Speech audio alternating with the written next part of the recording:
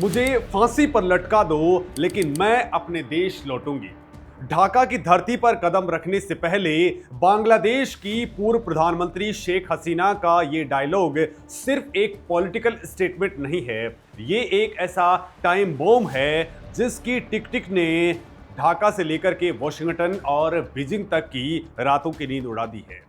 क्या 70 साल से ज्यादा उम्र की एक पूर्व प्रधानमंत्री जानबूझकर के मौत के मुंह में जा रही है, या फिर इस सुसाइडल लगने वाली वापसी के पीछे दिल्ली के साउथ ब्लॉक के अंदर बैठे रणनीतिकार, खास तौर पर अजीत डोभाल की कोई ऐसी खौफनाक और अचूक स्क्रिप्ट काम कर रही है जिसने रातों रात बांग्लादेश के नए सत्ताधारियों के पसीने छुड़ा दिए हैं?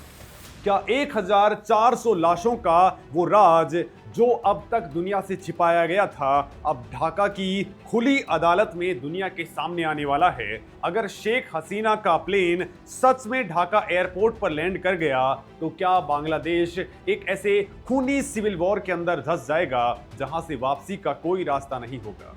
नमस्कार दोस्तों, मेरा नाम है मुकेश और आज हम सिर्फ एक खबर का एनालिसिस नहीं कर रहे हैं, बल्कि दक्षिण एशिया की जियोपॉलिटिक्स में बिछाई गई उस सबसे बड़ी बिसात को डिकोड कर रहे हैं जहां मोहरे बांग्लादेश के हैं लेकिन रिमोट कंट्रोल कहीं और है। और आप स्क्रीन पर जो देख रहे हैं वो सिर्फ एक सत्ता परिवर्तन नहीं, बल्कि एक ऐसा भयंकर पावर गेम है जिसने पूरी दुनिया के कूटनीतिक समीकरणों को हिला करके रख दिया है। दोस्तों, जुलाई अगस्त 2024 के हिंसक छात्र आंदोलन के बाद में देश छोड़कर के भारत के अंदर शरण लेने वाली शेख हसीना ने अब साफ कर दिया है कि वो स्वदेश लौटेंगी। उन्होंने जापानी मीडिया एजेंसी क्योडो न्यूज को दिए गए एक बेहद विस्फोटक इंटरव्यू के अंदर कहा है कि उन्हें पता है कि देश लौटने पर उन्हें जेल भेजा जा सकता है, उन्हें फांसी पर लटकाया जा सकता है, लेकिन इन सब जोखिमों के बावजूद वो वतन वापसी करके ही रहेंगी। दोस्तों, अब जरा इस टाइमिंग को समझिए, क्योंकि असली खेल टाइमिंग का ही होता है। शेख हसीना ने यह ऐलान उस वक्त किया है जब बांग्लादेश के युद्ध अपराध न्यायाधिकरण ने उसके खिलाफ एक ऐसा चक्रव्यूह रच दिया है जिसके तहत उन्हें मानवता के खिलाफ अपराधों के लिए मौत की सजा सुनाए जाने की पूरी स्क्रिप्ट लिखी जा चुकी है। दोस्तों, पहले मोहम्मद यूनुस के नेतृत्व वाली अंतिम सरकार और अब तारिक रहमान के नेतृत्व वाली सरकार ने शेख हसीना को घेरने के लिए हर संभव कानूनी और अंतर्राष्ट्रीय जाल बिछा दिया है, लेकिन हसीना के सिर्फ एक बयान ने इस पूरे मामले को तार तार कर दिया है। दोस्तों, हसीना ने साफ कर दिया है कि 2024 के विरोध प्रदर्शनों के दौरान हुई हिंसक कार्रवाई से उनका कोई लेना देना नहीं है।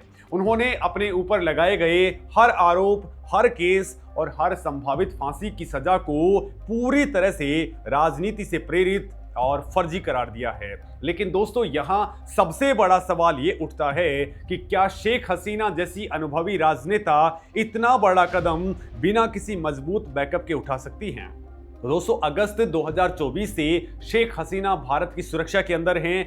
मोदी सरकार ने उन्हें उस वक्त एक सुरक्षित पनाह दी जब उनके अपने देश की सेना ने उन्हें गच्चा दे दिया था।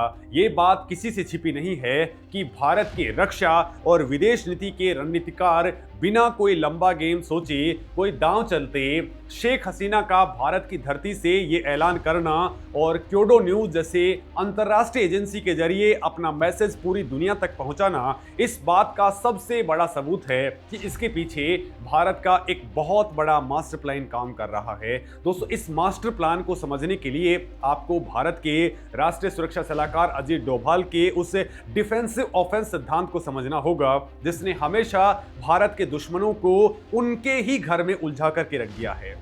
डोभाल डॉक्ट्रिन का सीधा सा मतलब है कि अगर कोई आपके हितों पर चोट करने की कोशिश करेगा तो आप उसे डिफेंसिव मोड में लाकर के ऐसा आक्रामक प्रहार करें कि वो अपने ही उलझनों से घिर जाए। भारत के लिए एक स्थिर और भारत समर्थक बांग्लादेश सिर्फ एक पड़ोसी का मामला नहीं है, बल्कि ये भारत के नॉर्थ ईस्ट यानी कि पूर्वोत्तर राज्यों की सुरक्षा, सिलीगुड़ी कॉरिडोर जिसे हम चिकन नेक कहते हैं उसकी हिफाजत और बंगाल की खाड़ी के अंदर चाइना की घुसपैठ को रोकने की सबसे बड़ी गारंटी है।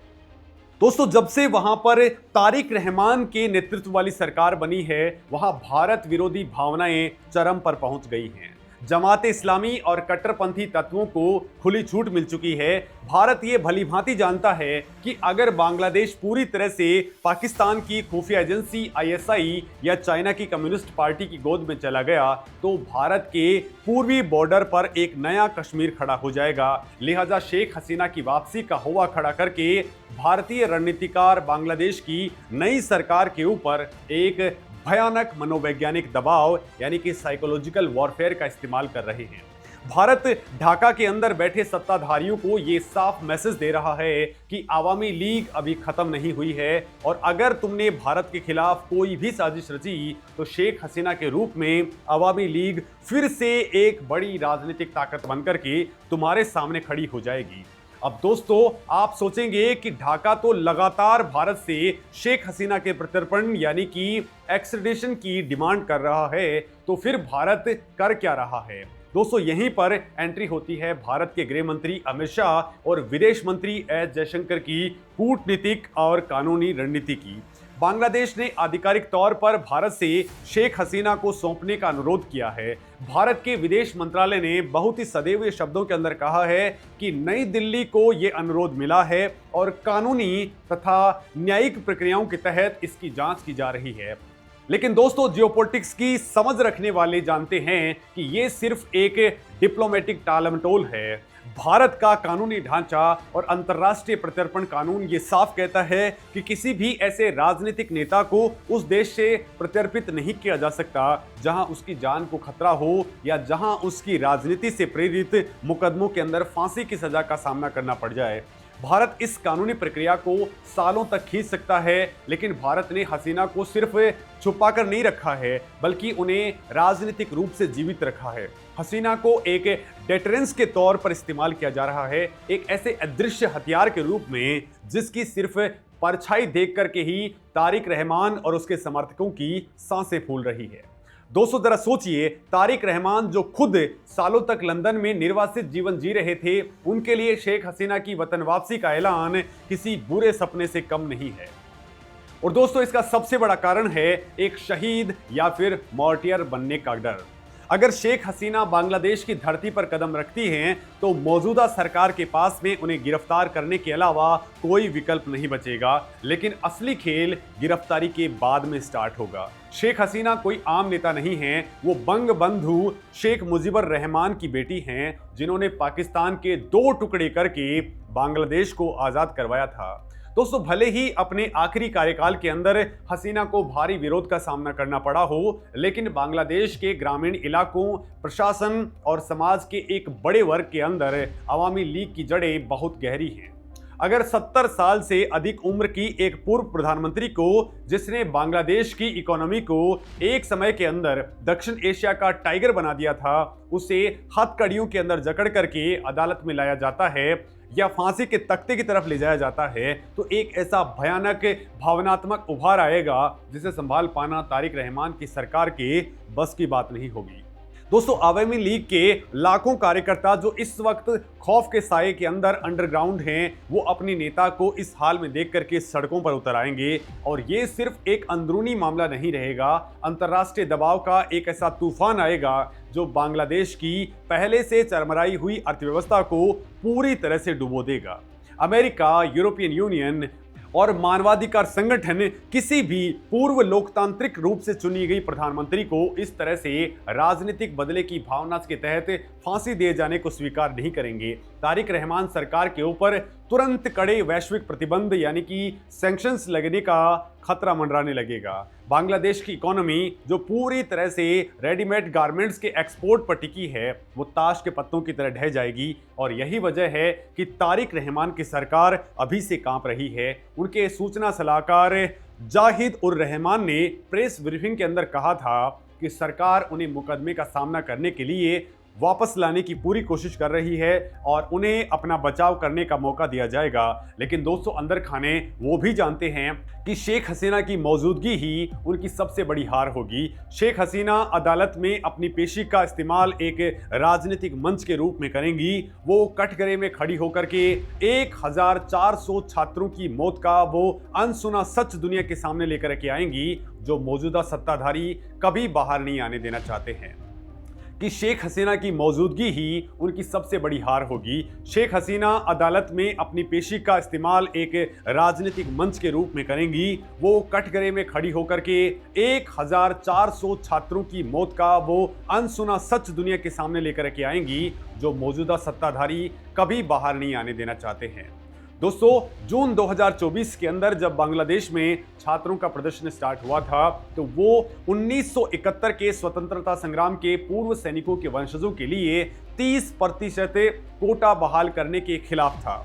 आरोप लगा कि शेख हसीना ने प्रदर्शन को कुचलने की कोशिश की। दोस्तों, संयुक्त राष्ट्र का अनुमान है कि इस अशांति के अंदर 1400 लोग मारे गए, लेकिन हसीना ने स्पष्ट रूप से इन हत्याओं का आदेश देने से इनकार किया है। उनका सीधा दावा है कि इस आंदोलन को राजनीतिक विरोधियों और कुछ विदेशी ताकतों ने हाईजैक कर लिया था। अगर अदालत में ये साबित होता है कि छात्रों के ऊपर गोलियां चलाने वाले स्नाइपर्स और उपद्रवी असल के अंदर अवामी लीग के नहीं, बल्कि जमात इस्लामी या फिर किसी विदेशी इंटेलिजेंस एजेंसी के पैरोल पर थे, तो सत्ता के अंदर बैठे लोगों का क्या हश्र होगा, इसका अंदाजा आप खुद लगा सकते हैं।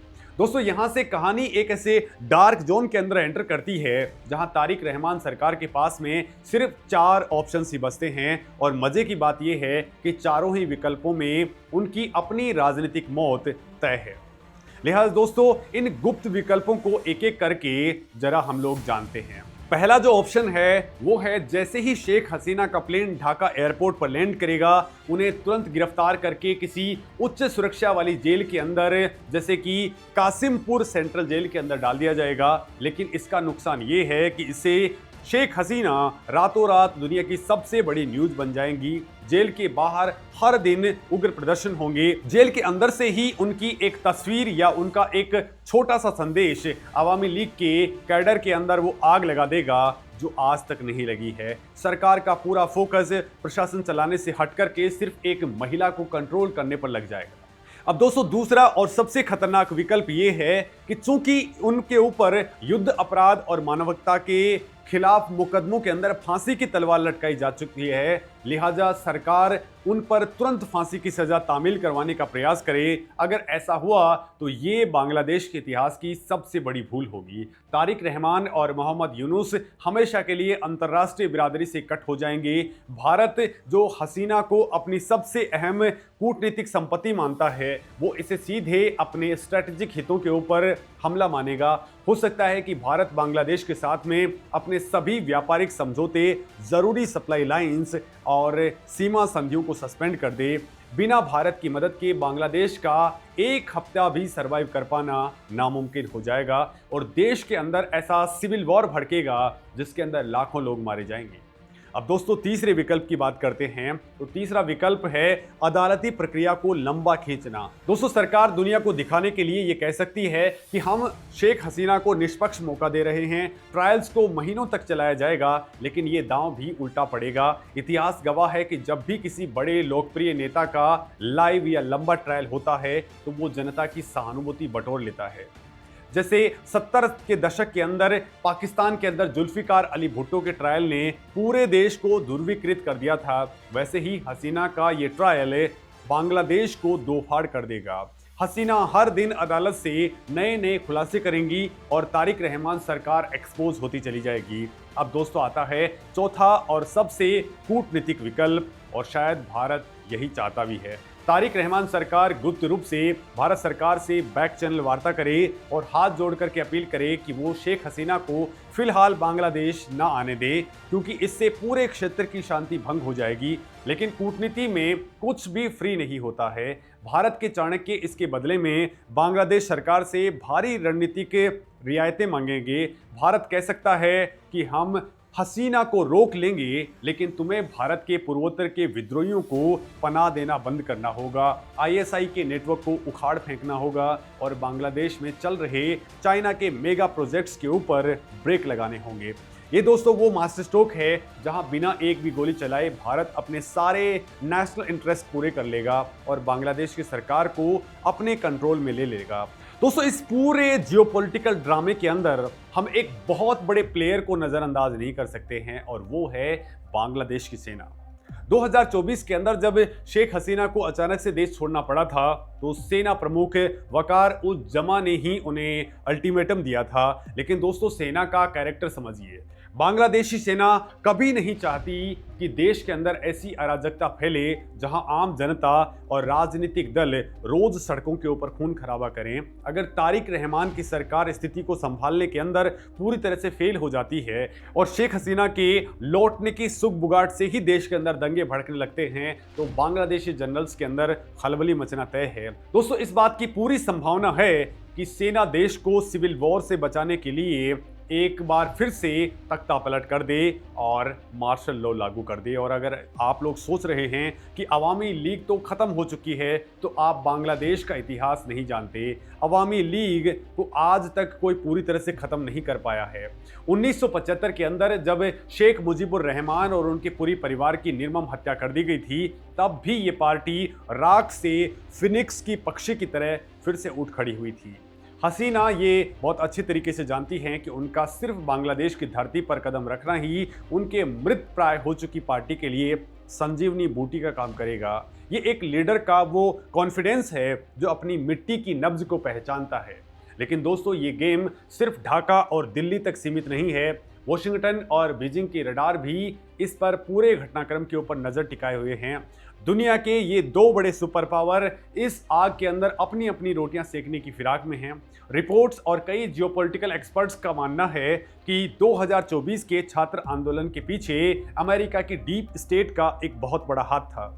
अमेरिका लंबे टाइम से बांग्लादेश के सेंट मार्टिन आइलैंड के ऊपर अपना मिलिट्री बेस बनाना चाहता था, ताकि वो बंगाल की खाड़ी से चाइना के ऊपर नजर रख सके। लेकिन दोस्तों, शेख हसीना ने अमेरिका के इस प्रस्ताव को साफ ठुकरा दिया। कहा जाता है कि इसी खुन्नस के अंदर अमेरिका ने मोहम्मद यूनुस को बैक किया और रिजीम चेंज का ऑपरेशन चलाया। लेकिन दोस्तों, अमेरिका भी ये नहीं चाहेगा कि बांग्लादेश पूरी तरह से जमाते इस्लामी जैसे कट्टरपंथी संगठनों के हाथ में चला जाए, क्योंकि इससे पूरे दक्षिण एशिया के अंदर आतंकवाद की एक नई लहर पैदा हो जाएगी। लिहाजा अमेरिका भी हसीना के लौटने पर एक निष्पक्ष और पारदर्शी ट्रायल की वकालत करने के ऊपर मजबूर हो जाएगा। दूसरी तरफ है ड्रैगन यानी कि चाइना की नीति बहुत ही साफ है। उसे किसी भी विचारधारा से कोई मतलब नहीं है। उसे सिर्फ अपने कर्ज के जाल यानी कि डेट ट्रैप डिप्लोमेसी को फैलाना है। चाइना को इस बात से कोई खास फर्क नहीं पड़ता कि ढाका की सत्ता में शेख हसीना बैठी है या तारिक रहमान, जब तक कि चाइना के बेल्ट एंड रोड इनिशिएटिव के प्रोजेक्ट चलते रहें। हालांकि दोस्तों, चाइना भारत को उलझाने के लिए तारिक रहमान सरकार को भारत के खिलाफ भड़काने का खेल लगातार जारी रख सकता है। लेकिन चाइना भी ये जानता है कि बांग्लादेश की इकोनॉमी इस वक्त वेंटिलेटर पर है, उनकी विदेशी मुद्रा भंडार रसातल में है। ऐसे में अगर वहां सिविल वॉर हुआ तो चाइना का अरबों डॉलर का इन्वेस्टमेंट डूब जाएगा और यहीं पर भारत की कूटनीतिक जीत और मोदी सरकार की फॉरेन पॉलिसी का असली इम्पैक्ट दिखाई देता है। दोस्तों, भारत ने दुनिया को दिखा दिया है कि साउथ एशिया के अंदर बिना नई दिल्ली की मर्जी के पत्ता भी नहीं हिल सकता है। भारत ने हसीना को शरण देकर के अपने सभी पड़ोसी देशों को ये सख्त मैसेज दे दिया है कि जो भारत का वफादार दोस्त रहेगा, भारत मुश्किल वक्त में उसके साथ चट्टान की तरह खड़ा रहेगा। चाहे अमेरिका कितना भी दबाव क्यों न बना ले, भारत अपनी स्ट्रेटेजिक ऑटोनॉमी वाली यानी कि रणनीतिक स्वायत्ता से कोई समझौता नहीं करेगा। भारत ने शेख हसीना के रूप में सिर्फ एक पूर्व प्रधानमंत्री को नहीं बचाया है, बल्कि एक ऐसा ट्रम्प कार्ड अपने पास में सुरक्षित रख लिया है जिसे सही समय पर आने पर वो पूरी बाजी पलटने के लिए इस्तेमाल करेगा। आज बांग्लादेश का आम नागरिक जो कुछ महीने पहले तक सड़कों के ऊपर हसीना के खिलाफ नारे लगा रहा था, वो भी अब जमीनी हकीकत को महसूस करने लगा है। दोस्तों, जब से नई सरकार आई है, महंगाई आसमान छू रही है, कानून व्यवस्था पूरी तरह से ध्वस्त हो चुकी है, अल्पसंख्यकों के ऊपर हमले हो रहे हैं और बांग्लादेश की सबसे बड़ी ताकत उसकी गारमेंट इंडस्ट्री धीरे धीरे शिफ्ट होकर के भारत और वियतनाम की तरफ जा रही है। लोगों को अब समझ में आ गया है कि शेख हसीना का दौर भले ही सख्त था, लेकिन उस दौर में देश आर्थिक रूप से तरक्की कर रहा था और कट्टरपंथियों पर लगाम कसी हुई थी। ये बदलता हुआ सेंटीमेंट शेख हसीना के लिए एक बहुत बड़ा प्लस पॉइंट है और इसी सेंटीमेंट को भुनाने के लिए उन्होंने अपनी वापसी का ये सबसे बड़ा ब्रह्मास्त्र छोड़ा है। अब दोस्तों, आपको क्या लगता है? इस पूरे मामले पर अपनी राय जरूर लिखें। नमस्कार दोस्तों।